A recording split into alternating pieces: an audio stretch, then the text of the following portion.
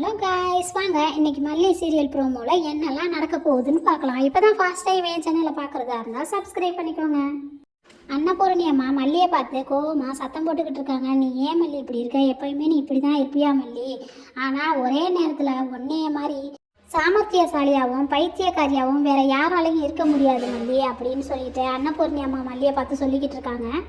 அவர் கொடுத்த வாக்கை காப்பாற்றுவார் அப்படின்னு சொல்லிட்டு அன்னபூர்ணி அம்மா கிட்ட மல்லி சொல்லிக்கிட்டு இருக்காங்க. அதுக்கு அன்னபூர்ணி அம்மா சொல்கிறாங்க, எந்த பொண்ணு தாண்டி கட்டின புருஷனை விட்டு கொடுப்பா அப்படின்னு சொல்லி கேட்குறாங்க.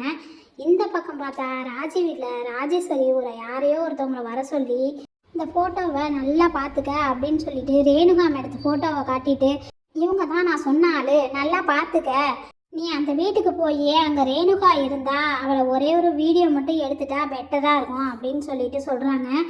ஓகே மேடம், நீங்கள் சொன்னதை நான் எப்படியாவது செஞ்சுருவேன் அப்படின்னு சொல்லிட்டு அவங்களும் அங்கேருந்து கிளம்பி போய் மல்லி வீட்டுக்கு போகிறாங்க. மல்லி வீட்டில் போய் பெல் அடிக்கிறாங்க. அப்போ மனோகர் சார் வந்து கதவை திறந்து விடுறாங்க. யாருங்க மேடம் நீங்கள் அப்படின்னு சொல்லி கேட்குறாங்க. நான் கவர்மெண்ட்லேருந்து வரேன் சார் அப்படின்னு சொல்கிறாங்க. அதுக்கு சரி உள்ளே வாங்க அப்படின்னு மனோகர் சார் கூப்பிட்டு போகிறாங்க. அழைச்சிட்டு போய் உட்காந்து ஜூஸ் ஊற்றுறதுக்காக அடுப்படிக்கு போயிடுறாங்க.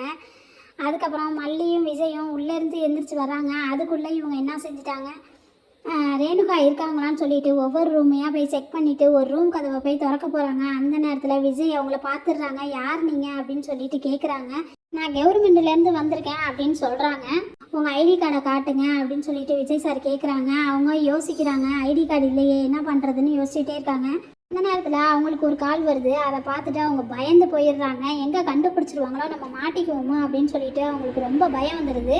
அவங்கள விஜய் சார் கண்டுபிடிச்சிருவாரா இல்லையாங்கிறத நீங்கள் கமெண்ட்டில் சொல்லுங்கள். அடுத்து என்ன நடக்க போகுதுங்கிறத அடுத்து வர எபிசோடில் பார்க்கலாம். தேங்க்யூ.